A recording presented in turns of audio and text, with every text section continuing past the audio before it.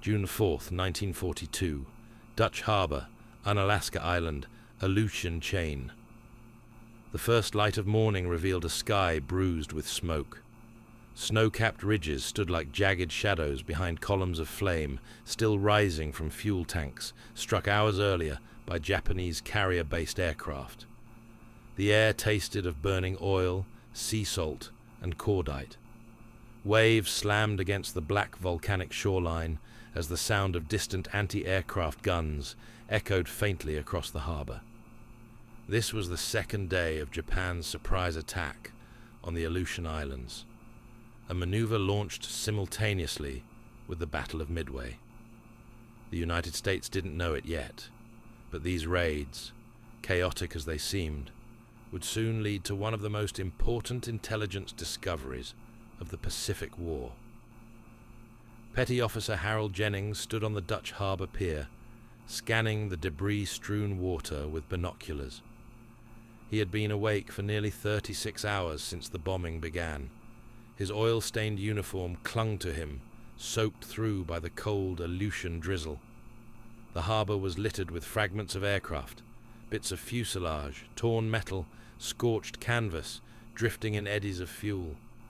But what caught his attention, lodged in a shallow cove where the tide had receded, was something unmistakable. A long, sleek cylinder, half-submerged metallic fins jutting from the tail. A Japanese aerial torpedo. Jennings lowered the binoculars slowly.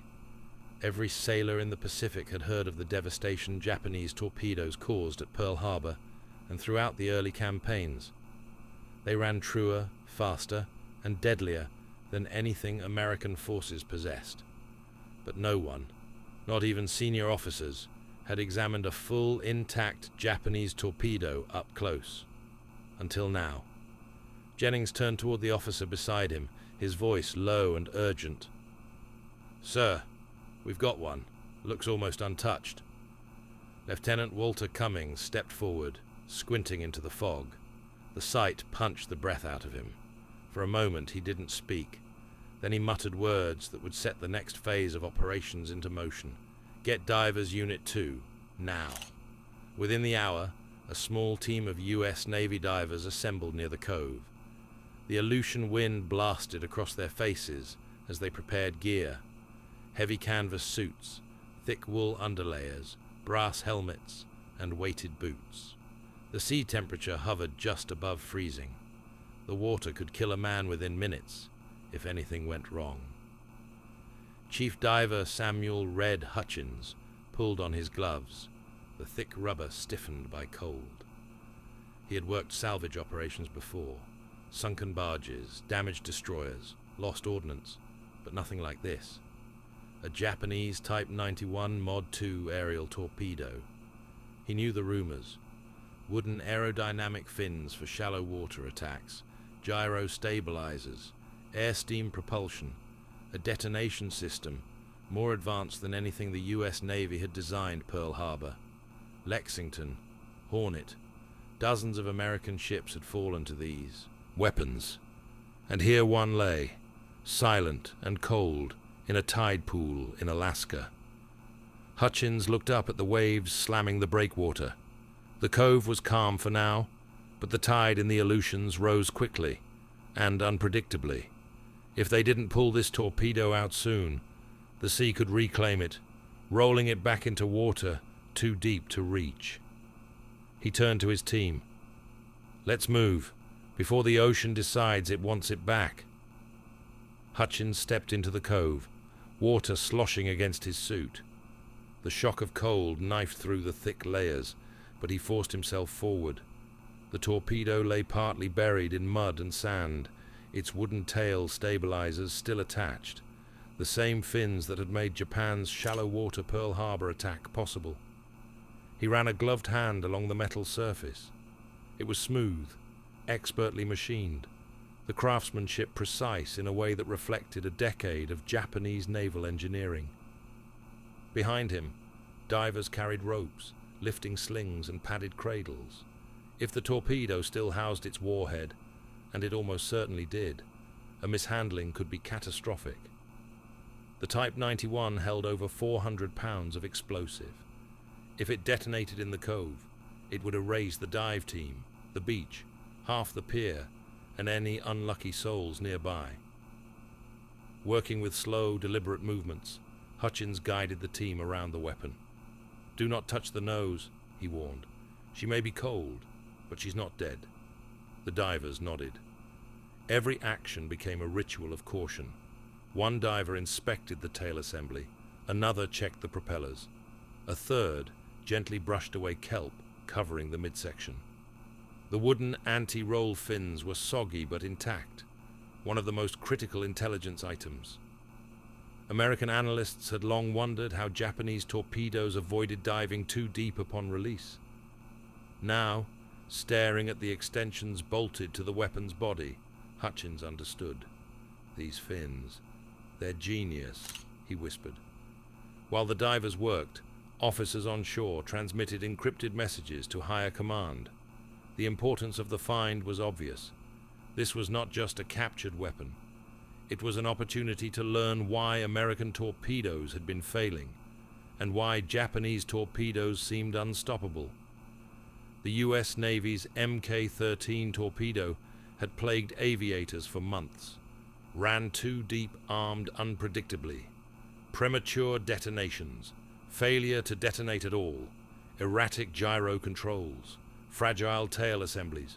Pilots joked bitterly that the only reliable outcome of dropping a U.S. torpedo was losing an aircraft to enemy fire on the approach.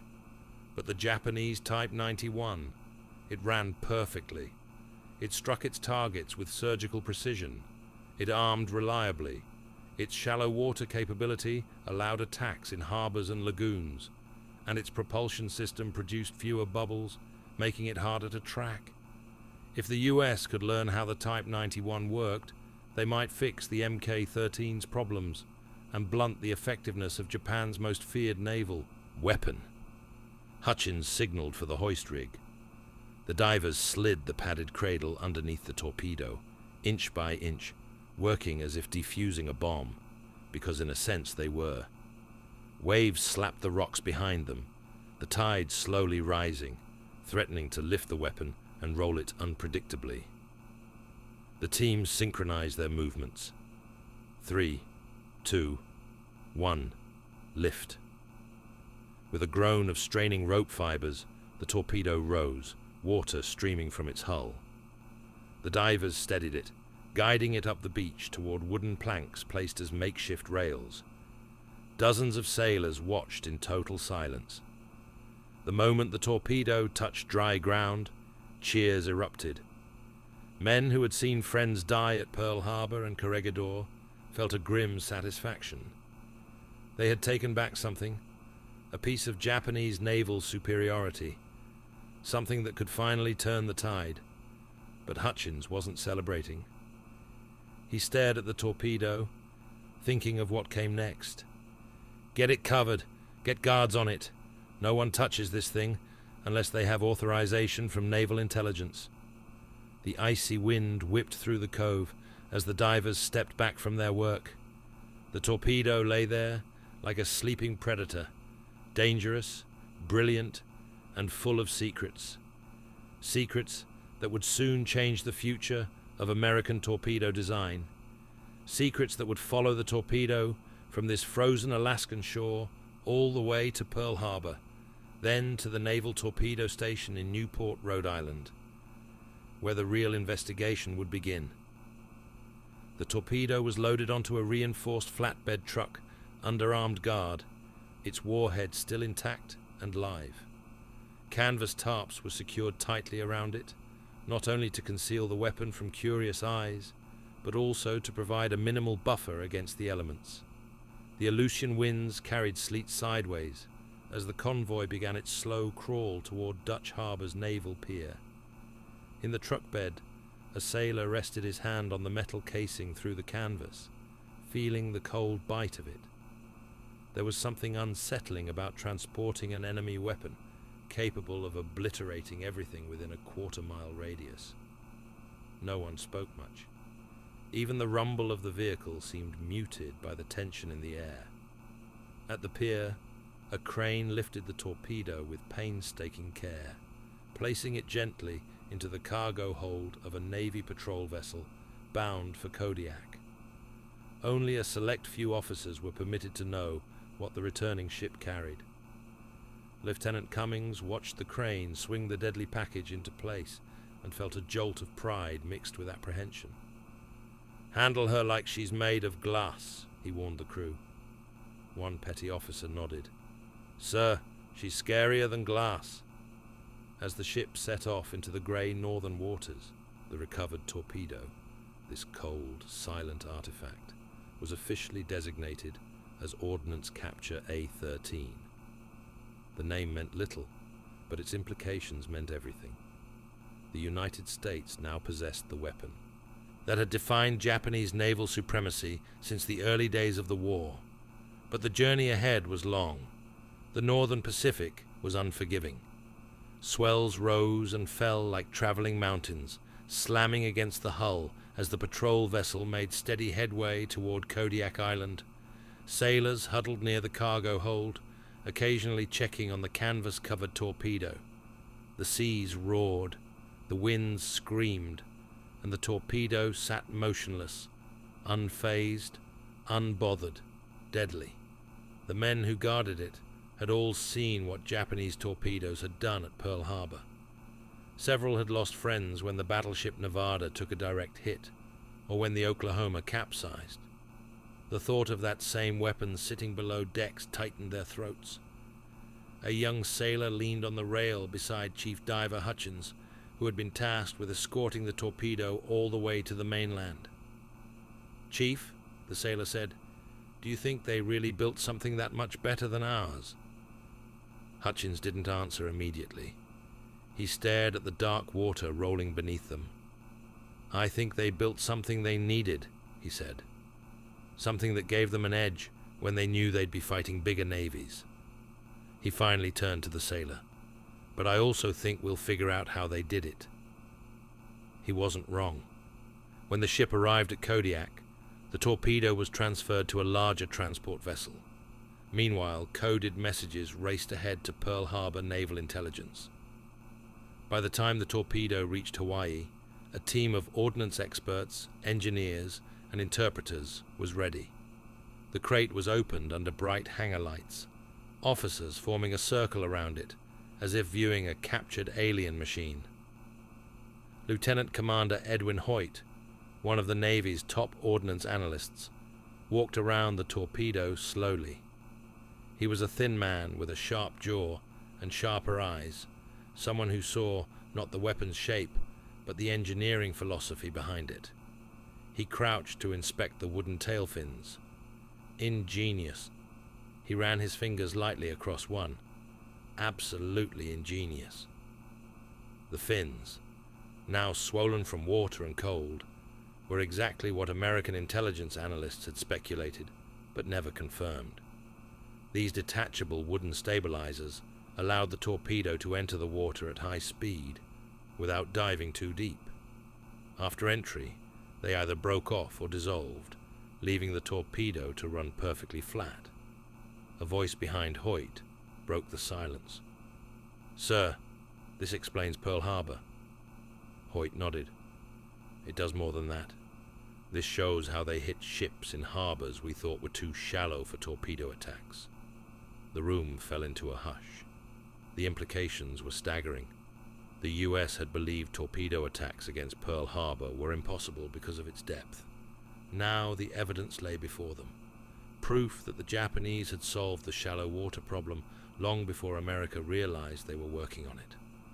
Over the next days, the torpedo was slowly and meticulously disassembled.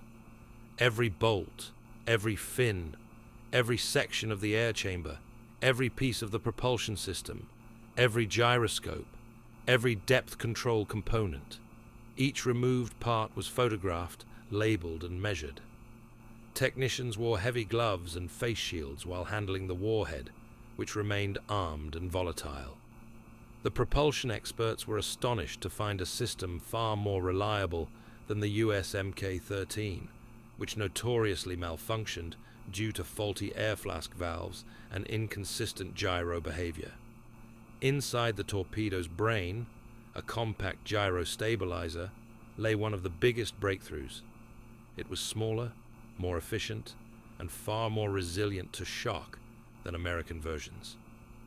Hoyt held it up for his team. "This is the heart of it," he said. "This is why they run straight." One engineer asked, "Can we replicate it?" Hoyt smiled slightly. "We don't need to copy it. We just need to understand why ours fails." Reports soon spread across the naval command chain. The Aleutian torpedo was in remarkable condition. The water had been cold enough to slow corrosion, but not cold enough to freeze the mechanisms. The mud had cushioned the impact. The wooden fins had prevented catastrophic damage during the aircraft crash that delivered it into US hands. It was as if fate itself had decided the United States needed this weapon, and the Navy intended to extract every lesson it could. Engineers prepared a detailed technical appendix specifically about the torpedo's fin assembly. The fins were lightweight, cheap, disposable, brilliantly simple, and yet they enabled a torpedo drop from as low as 15 meters without fatal water entry angles. Hoyt's summary read, "Japan solved the torpedo entry problem with a $5 piece of lumber. We have attempted to solve it with $50,000 of mechanical design." This single observation triggered a wave of redesign efforts for the Mk-13 torpedo. Engineers were humbled, manufacturers were embarrassed, pilots were hopeful, and Pearl Harbor's tragedy suddenly made cold, mechanical sense. The Type 91's depth-keeping mechanism was decades ahead of the American one. It used a sophisticated pendulum control system, pressure sensors, and more reliable valve synchronization. These allowed the torpedo to run at extremely stable depths. This stability made Japanese torpedoes deadly against maneuvering ships, even in rough seas. US ordnance teams had struggled for months trying to understand why American torpedoes were missing targets despite perfect approach angles. Now the answer sat disassembled on a table. Hoyt flipped through preliminary notes. "Gentlemen, the Mk-13 doesn't just need repair, it needs rethinking." The propulsion system held another surprise. A two-stage wet heater engine, compact and fuel-efficient. Unlike US torpedoes, the Type 91 produced fewer visible bubbles, making it harder to spot. One engineer whistled under his breath. "No wonder our ships couldn't see these coming." Hoyt nodded gravely. "This is what sank our battleships at Pearl Harbor." He rested a hand on the torpedo's exposed frame. "And this is what's going to help us stop the next ones."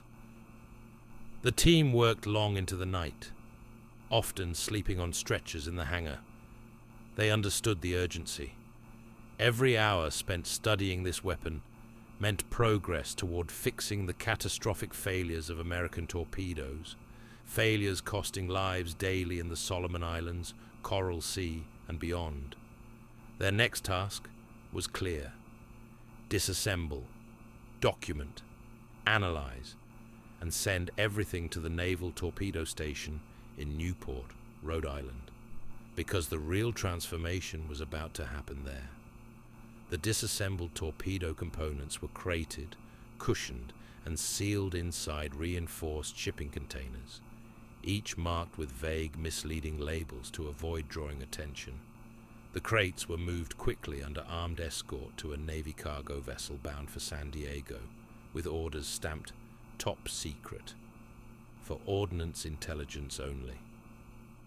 When the ship departed Pearl Harbor, a sense of urgency hung over every man aboard. The Pacific War was still young, the losses still mounting, and every week brought new reports of torpedo bombers, Japanese Kates and Vals, tearing into American ships with unerring accuracy. Hundreds of sailors had died in explosions caused by the very kind of weapon now sitting in their cargo hold. The ship rolled through heavy swells, pitching under the weight of the Pacific storms. sailors walked the decks with a sense of quiet reverence. They weren't carrying just metal, they were carrying hope. Hope that the United States could finally fix what had gone wrong with its torpedo program. Hope that the weapon that had caused so much destruction might now provide the key to turning the tide. Days turned into weeks as the crates traveled from Hawaii to San Diego, then across the rail lines of the continental United States.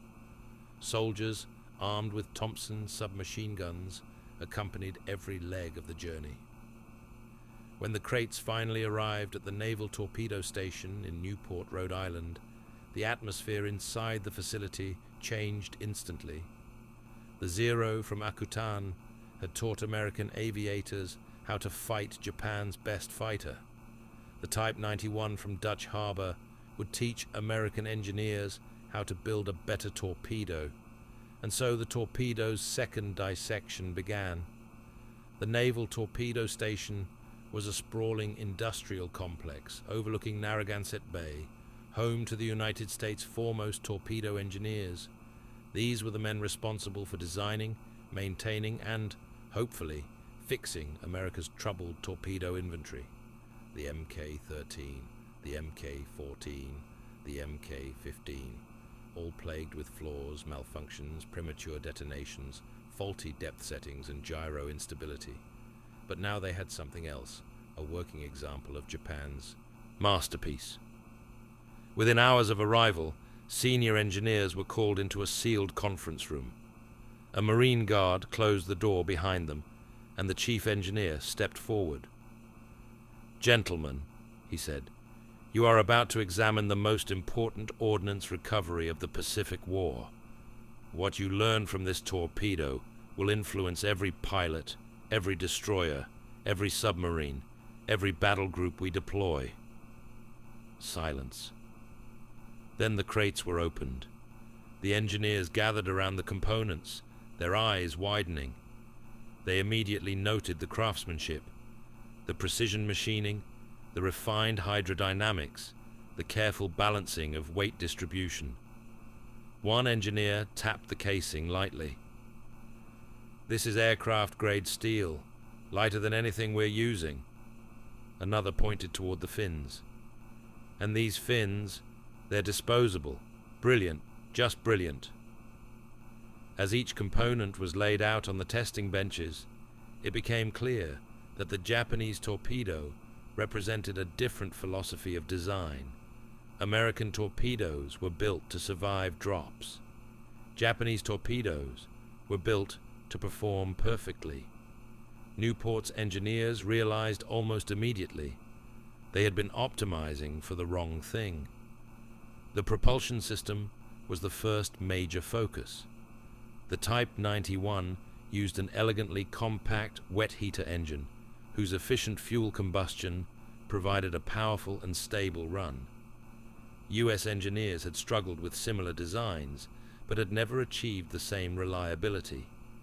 As the engine was dismantled piece by piece, engineers took careful notes. "Look at this," one said. "They simplified the valve assembly.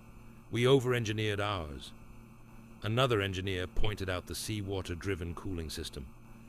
"That's why it doesn't overheat on long runs. Our units burn too hot too fast." Hours turned into days. Days turned into weeks.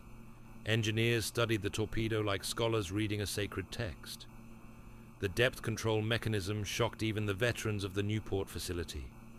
American torpedoes, especially the Mk-13 and Mk-14, were notorious for running too deep, often missing the target entirely by passing underneath it. But the Japanese system used a finely calibrated pendulum and hydrostatic valve combination that kept the torpedo running at a remarkably consistent depth. One of the engineers held the pendulum assembly with both hands, examining the precise craftsmanship.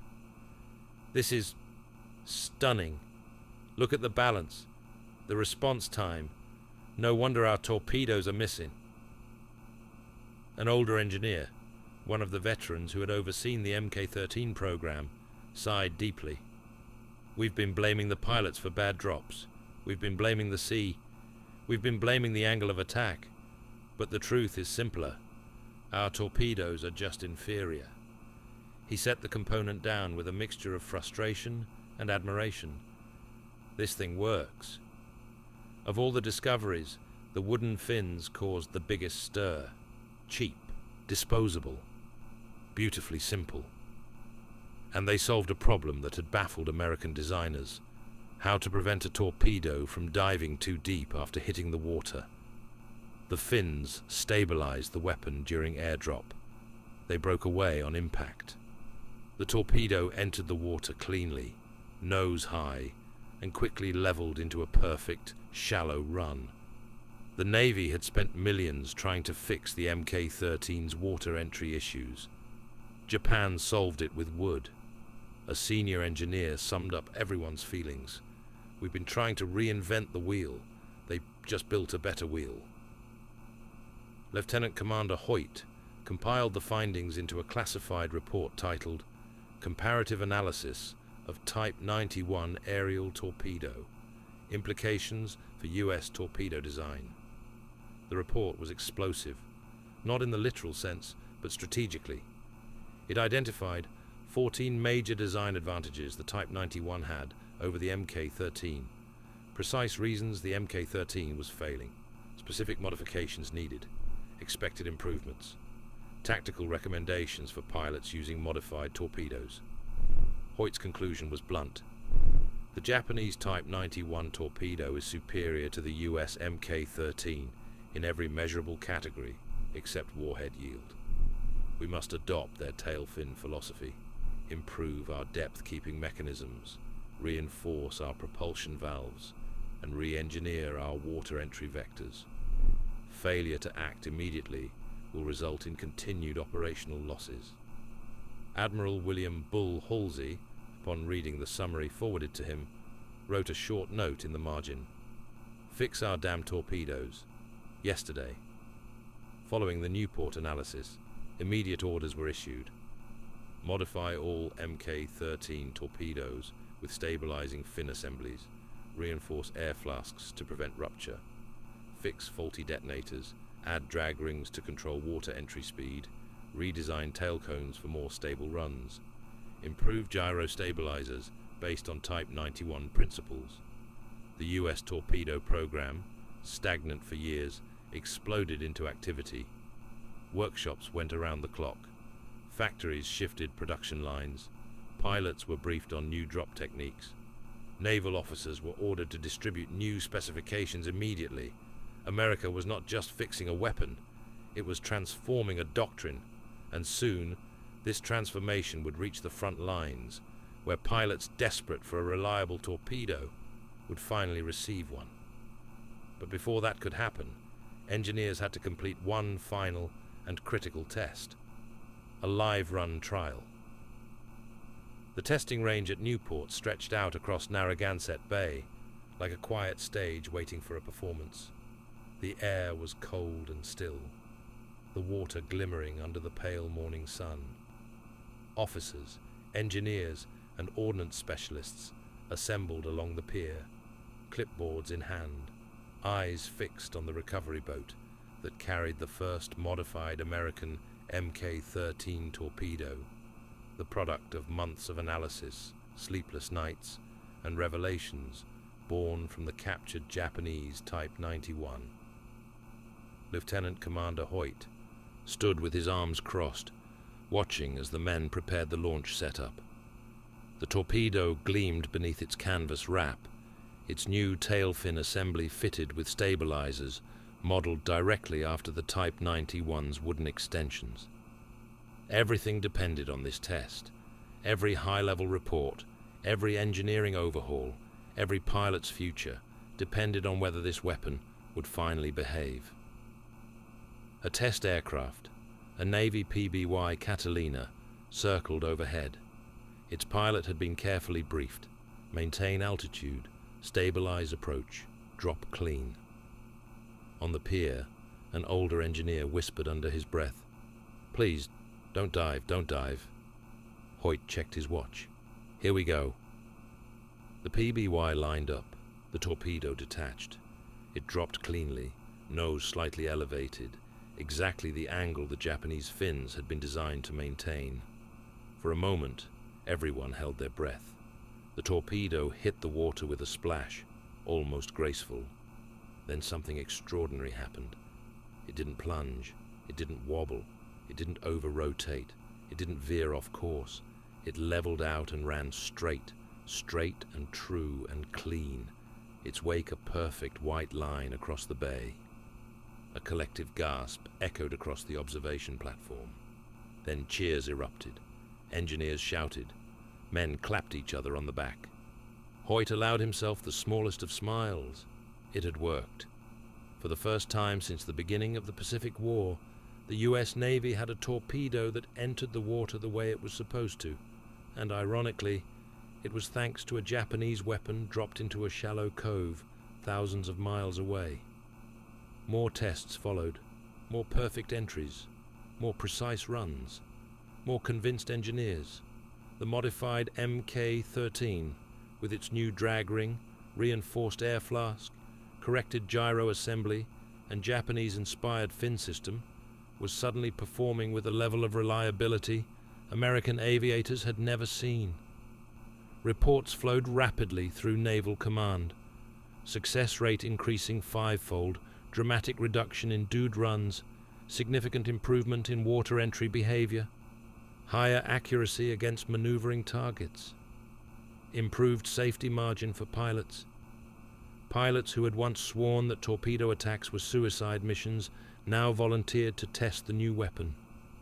The improved Mk-13 became known as a pilot's torpedo, a weapon that finally met the danger and precision required of aerial torpedo runs. Word reached carriers throughout the Pacific, pilots at Midway, pilots in the Solomons, pilots operating off USS Enterprise, Yorktown, and Saratoga. They all heard the same rumor: the new torpedo works. For months, this sentence had seemed impossible. Now it was fact. Late 1943 and early 1944 brought the first widespread combat deployment of the modified Mk-13. Torpedo squadrons that had once taken punishing losses were suddenly scoring solid, repeatable hits. At Bougainville, 2 Avengers armed with the newly modified torpedoes scored direct hits on Japanese shipping, something that would have been a coin toss before. At Rabaul, torpedo bombers penetrated harbor defenses, their drops running straight and true. Across the Marshalls and Gilberts, pilots reported unprecedented reliability. The difference was unmistakable. What had once been the US Navy's most unreliable weapon had suddenly become one of its most feared. Carrier pilots adapted, tactics evolved, hit rates increased, and confidence soared. And in the long, grinding naval war across the Pacific, confidence was as powerful a weapon as any torpedo. By 1944, the modified Mk-13 torpedo had reached maturity, and it would soon play a pivotal role in one of the most famous naval attacks of the entire war. October 24, 1944, the Battle of Leyte Gulf. In the battle off Cape Engano, US Navy torpedo bombers launched dozens of modified Mk-13s against the last operational Japanese carriers. The results were devastating. Carrier Zuiho hit multiple times. Chiyoda hit and crippled. Zuikaku, the last survivor of the Pearl Harbor strike force, mortally wounded by torpedoes. Those torpedo strikes, executed with precision, marked the death of the Japanese carrier fleet and the weapons that delivered those fatal blows. Modified Mk-13 torpedoes, reborn from the lessons learned in a frozen cove in Alaska. As the war neared its end, the captured Type 91 torpedo was still kept in secure storage, its components preserved for continued study. It became a reference model, something engineers would revisit whenever new improvements were considered. After the war, when naval historians began compiling the most significant intelligence windfalls of the conflict, 3 events always made the list: the breaking of the German Enigma, the capture of the Akutan Zero, and the recovery of the Japanese Type 91 torpedo each changed the war in ways hard to measure. But divers like Hutchins knew the truth. He had seen the torpedo lying in the cold mud of the Aleutians. He had felt its precise craftsmanship through rubber gloves. He had watched the fear in sailors' eyes as they loaded it aboard ship. And he had lived to see the weapon's secrets turn into American victories. He often said, "That torpedo taught us more than any textbook. War has a way of revealing brilliance in unexpected places. The Japanese Type 91 torpedo was a masterpiece of engineering. Lightweight, reliable, deadly, elegant. It was designed for the needs of an island nation fighting at sea, built by craftsmen who understood hydrodynamics intimately. Yet, despite its deadly purpose, its legacy transcended destruction. It taught the United States how to overcome its greatest ordnance failures. It saved countless American pilots. It reshaped naval doctrine. It contributed to victories that ended the war, and it became a symbol of something deeper. The idea that knowledge, no matter where it comes from, can change everything." Years after the war, divers revisited wrecks in the Aleutians, searching for artifacts, remnants, forgotten traces of the conflict. Some found rusted aircraft engines, others remnants of fuel drums, or fragments of old ordnance sunken under decades of sediment. But the cove where Hutchins had recovered the Type 91 torpedo remained empty. The sea had reclaimed the crash site. The tide erased the footprints of the divers. Grass grew over the mud where the torpedo once lay. Only history remembered what had happened there, and history understood its magnitude. What began as scattered debris from a crashed bomber became a blueprint for American engineering. What rested silently in a freezing cove became a weapon reborn across thousands of miles. What was meant to destroy American ships ended up saving them, because sometimes the most powerful breakthroughs come not from invention, but from understanding your enemy more clearly than he understands himself. And so, the story of the Type 91 torpedo became one of the Pacific War's strangest and greatest ironies. Japan's deadliest torpedo became the foundation for America's most successful one.